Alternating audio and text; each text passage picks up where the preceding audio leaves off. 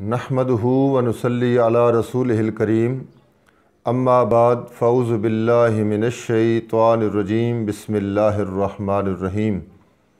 ایک سوال پوچھا گیا، حجام یعنی نائی، اس کی اجرت اور اس کی کمائی کا کیا حکم ہے؟ تو اس کے متعلق جواب عرض کرنے سے پہلے میں گزارش کروں گا اپنے سامعین و ناظرین سے کہ ہمارے اس چینل کو سبسکرائب کریں، ویڈیو کو لائک اور شیئر کیا کریں اور کمنٹ میں اپنی رائے کا اظہار ضرور کیا کریں۔ تو یاد رکھیے سامعین و ناظرین کہ اللہ تعالیٰ نے انسان کو پیدا کرنے کے بعد اور خصوصاً جب اسے ایمان کی دولت نصیب فرمائی تو اللہ تعالیٰ نے باقاعدہ طور پر اسے ہر معاملے میں اسے گائیڈ کیا، اس کی رہنمائی فرمائی، حتیٰ کہ نبی کریم صلی اللہ علیہ وسلم نے سونے، جاگنے، تھوکنے اور بیت الخلاء تک جانے میں بھی رہنمائی فرمائی ہے۔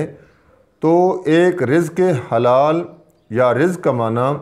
یہ انسان کے لیے ایک انتہائی اہم اور مقدس پیشہ ہے، لہٰذا اس میں بھی اللہ تعالیٰ نے اور دین اسلام نے رہنمائی فرمائی ہے، بلکہ پہلے سے اللہ تعالیٰ نے یہ بیان فرما دیا، یا ایھا الذین آمنوا کلوا من طیبات ما رزقناکم، اے ایمان والے لوگوں، تمہیں یہ حکم دیا جا رہا ہے کہ پاکیزہ چیزیں کھاؤ اور حلال چیزیں کھاؤ، طیب چیزیں کھاؤ۔ لہٰذا ہر وہ کام جو دین اسلام میں ممنوع ہے، حرام ہے، اس پر اجرت لینا بھی حرام ہے۔ مثلاً داڑھی منڈوانا اور یہ بھویں بنانا، اسی طرح غیر شرعی بال کاٹنا، یہ شریعت کے خلاف ہیں۔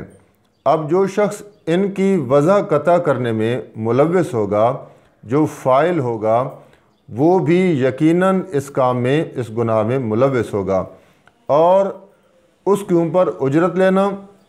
یہ تو مزید اپنے آپ کو گناہگار کرنے کے برابر ہے۔ یعنی اس کی خوشنودی کے لیے سمجھ لیں یا اس کی رضا کے لیے سمجھ لیں یا اس کی ضرورت ہے، غیر شرعی ضرورت ہے، اور اس میں بندہ اس کے ساتھ تعاون کر رہا ہے اور اپنی اجرت بھی لے رہا ہے، تو یہ سب چیزیں حرام آئیں گی۔ لہٰذا جو سوال پوچھا گیا کہ مطلقاً حجام اور نائی کی یہ اجرت یا کمائی حرام نہیں ہے، بلکہ اس میں تفصیل ہے کہ جو غیر شرعی کام ہیں، داڑھی منڈوانا، داڑھی شیو کروانا، بھویں بنوانا یا غیر شرعی بال کٹوانا، جب یہ خود غیر شرعی ہیں تو ان پر اجرت لینا بھی یقیناً حلال نہیں ہوگی، وہ حرام ہوگی۔ واللہ عالم بالصواب۔